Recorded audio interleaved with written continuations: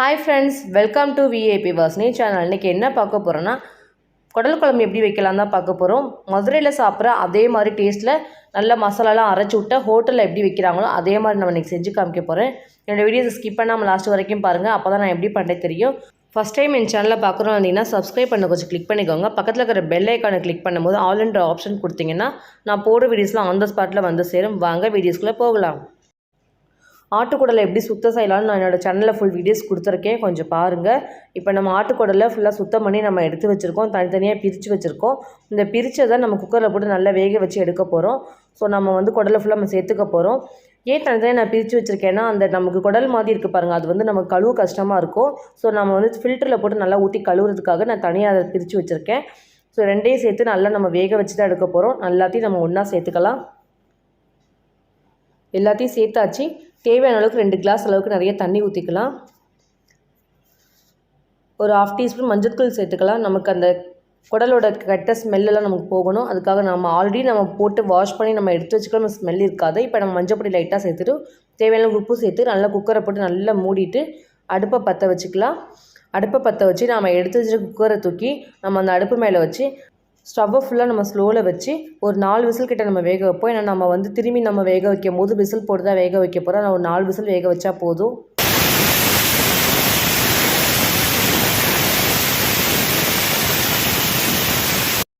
நாலு விசில் கிட்ட வந்துருச்சு. நம்ம அடுப்பை ஆஃப் பண்ணிடலாம்.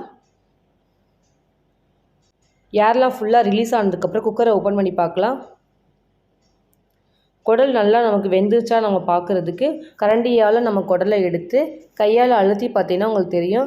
சப்போஸ் குடல் நமக்கு நசுங்குற மாதிரி வந்துச்சுன்னா குடல் வெந்துருச்சுன்னு அர்த்தம். உங்களுக்கு அழுத்தி பார்க்கும்போது இன்னும் சாஃப்ட்னஸாக வரல அப்படின்னா, ஹார்டாக இருக்குதுன்னா இன்னும் கொஞ்சம் குக்கரை மூடி நம்ம வேக வச்சுக்கலாம்.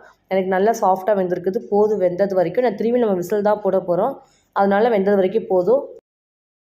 குடல் குழம்பு வைக்கிறதுக்கு தேவையான இன்க்ரீடியன்ஸ் இவ்வளோ தான். சின்ன வெங்காயம் 1/4 கிலோ எடுத்து நல்லா தோலை உரிச்சு க்ளீன் பண்ணி வச்சுருக்கேன். ஒரு 3 பெரிய தக்காளி எடுத்திருக்கேன். காரத்துக்கு ஏற்ற மாதிரி தனி மிளகாய்த்தூள் 1 ஸ்பூன் எடுத்திருக்கேன். மஞ்சள் தூள் 1/2 டீஸ்பூன் எடுத்திருக்கேன். வீட்டு மிளகாய்த்தூள் எடுத்திருக்கேன். உப்பு எடுத்திருக்கேன்.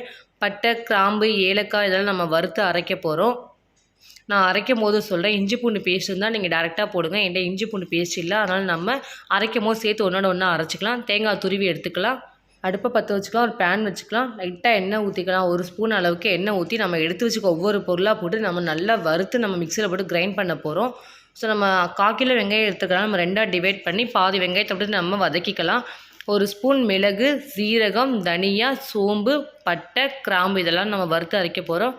இஞ்சி பூண்டையும் சேர்த்து இதோடு சேர்த்து நல்லா வறுத்துக்கலாம். நல்லா ஃபுல்லாக நம்ம வெங்காயம் நல்லா கோல்டன் கலர் வர வரைக்கும் நல்லா வறுத்தெடுக்க போகிறோம். நல்லா வறுத்ததுக்கப்புறம் நம்ம நறுக்கி வச்சுக்க தக்காளியை நம்ம சேர்த்துக்கலாம். சேர்த்து நம்ம இதையும் சேர்த்து நல்லா மிக்ஸ் பண்ண போகிறோம். அந்த வெங்காயத்தோட நம்ம போட்ட வெங்காயம், இஞ்சி, பூண்டு, மசாலாலாம், மிளகு, சீரகம் எல்லாம் போட்டுக்கோ. அதோடு சேர்த்து நல்லா வறுத்து நம்ம அரைக்க போகிறோம். தேங்காய் தூளை லாஸ்ட்டில் சேர்த்துக்கலாம். சேர்த்ததுக்கப்புறம் இதையும் சேர்த்து நல்லா மிக்ஸ் பண்ணிக்கலாம் அந்த மசாலாவோட. தேங்காய் தூளில் போட்டோன்னா ரொம்ப வறுக்க வேணாம். நம்ம போட்ட உடனே ஒரு டக்குன்னு 1 செகண்டில் நம்ம அடுப்பை ஆஃப் பண்ணி விட்டுருவோம். நல்லா ஆற வச்சு நம்ம மிக்சியில் போட்டு நல்லா கிரைண்ட் பண்ணி எடுக்க போகிறோம். நல்லா ஆறிடுச்சு. நம்ம எடுத்து வச்சுக்க மசாலா ஃபுல்லாக வறுத்தது எல்லாமே மிக்சி ஜாரில் இப்போ எல்லாத்தையும் சேர்த்துக்கலாம்.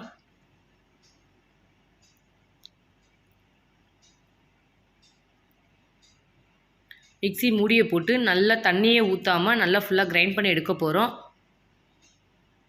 நல்லா கிரைண்ட் பண்ணி எடுத்தாச்சுங்க பாருங்கள். நல்லா இந்த அளவுக்கு நமக்கு பேஸ்ட்டாக இருந்துச்சுன்னா போதும், கரெக்டாக இருக்கும்.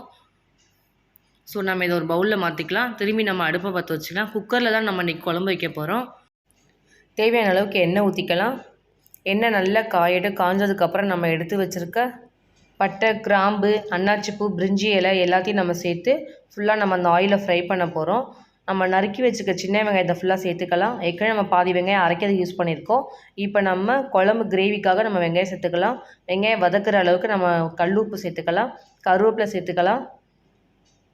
சேர்த்ததுக்கப்புறம் கரண்டியால் ஃபுல்லாக நல்லா மிக்ஸ் பண்ணிக்கலாம். நல்லா வெங்காயம் வதங்கினதுக்கப்புறம் நம்ம அரைச்ச விழுதெல்லாம் ஃபுல்லாக சேர்த்து அந்த வெங்காயத்தோட நல்லா மிக்ஸ் பண்ண போகிறோம். நம்ம வேக வச்ச குடலை இப்போ நம்ம சேர்த்துக்கலாம். அந்த மசாலாவோட நம்ம வேக வச்ச குடலும் நம்ம போட்ட அந்த மசாலாவும் எல்லாம் நல்லா மிக்ஸ் ஆகணும். நம்ம தனி மிளகாய்த்தூள், மஞ்சள் தூள் இப்போ நம்ம சேர்த்துக்கலாம். சேர்த்து அதையும் நல்லா மிக்ஸ் பண்ணி விட்டுக்கலாம். மிக்ஸ் பண்ணதுக்கப்புறம் தண்ணி தேவையான அளவுக்கு சேர்த்துக்கலாம். தேவையான அளவுக்கு தண்ணி சேர்த்ததுக்கப்புறம் குக்கரை மூடி 2 விசில் கிட்ட நம்ம விட போகிறோம். ஆட்டுக்குடல் அப்போ தான் நமக்கு நல்ல மசாலாலாம் மிக்ஸ் ஆகி நல்ல ஒரு மணக்க நமக்கு ரெடி ஆகிடும். ஸோ நம்ம எல்லாத்தையும் சேர்த்தாச்சு. குழம்பு லைட்டாக நம்ம கொதிக்கட்டும். அதனால் குக்கரை ஃபுல்லாக க்ளோஸ் பண்ண வேணாம். நம்ம நார்மலாக குக்கரை நல்லா நார்மலாக க்ளோஸ் பண்ணிவிட்டு உப்பு காரம்லாம் கரெக்டாக இருக்கான்னு பார்த்துக்கலாம். வீட்டு மிளகாய்த்தூள் எடுத்து வச்சோம். நம்ம அதை இன்னும் போடவே இல்லை. அதையும் சேர்த்துக்க போகிறோம். இந்த உப்பு கொஞ்சம் கம்மியாக இருக்குது. அந்த உப்பை கொஞ்சம் சேர்த்துக்கலாம். வீட்டு மிளகாய்த்தூள் 1 ஸ்பூன் போட்டுக்கலாம்.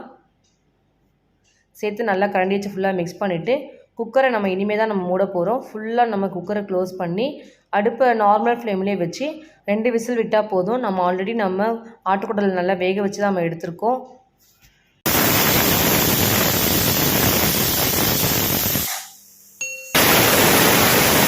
ரெண்டு விசில் கிட்ட வந்துருச்சு. நம்ம அடுப்பை ஆஃப் பண்ணிக்கலாம். நம்ம ஃபுல்லாக ஏர்லாம் ரிலீஸ் ஆனதுக்கப்புறம் குக்கரை ஓப்பன் பண்ணி பார்க்கலாம் எப்படி குக் ஆகிருக்குன்னு.